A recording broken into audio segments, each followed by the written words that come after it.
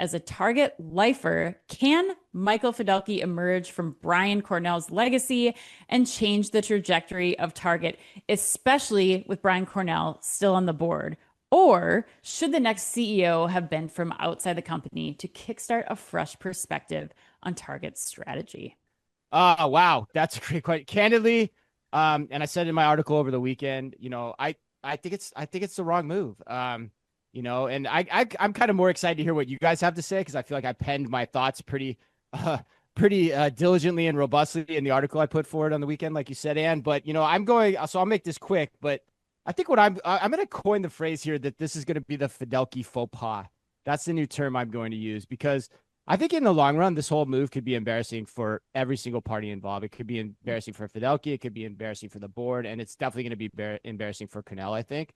Because not only is it the wrong move, but it's also a move to me that says far more about Cornell than it does about Fiddelke. So, Cornell, I've been talking about it ad nauseum on this show for the past 3 years. His track record is subpar. Excluding the 2 years of the pandemic, particularly, what has he really accomplished when you look at the numbers? Why is Target better positioned to succeed than when he took over in the long run? Where are the growth strategies? I still can't name them. I looked through the earnings report again this week. I still can't find them. And what worries me is that Cornell is also not going anywhere. He's still the executive chairman. And this didn't strike me until, preparing for this too. He doesn't even leave until February.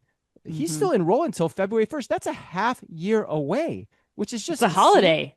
Yeah, that's a big thing, right? Yeah, you got to still go through the crux of the retail season here too. So I don't know. So then you got to ask yourself, why would Cornell do this? And I think the only answer I can come up with, and people may not like it or they may, but I think it's to protect his legacy.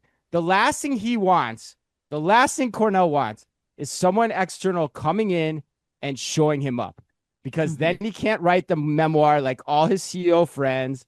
And this avoids that. It also gives him someone now to share accountability with. So, is Fiddelke the best internal candidate? Probably, but he runs operations. Operations haven't been going well. And what worries me the most, and this is something I didn't put in the article overtly, which I probably should have, is that we could put as many pictures of stores and empty shelves as we want on social media, and people have been doing that till the cows come home. But I think the more important mark on this regime is actually their digital performance.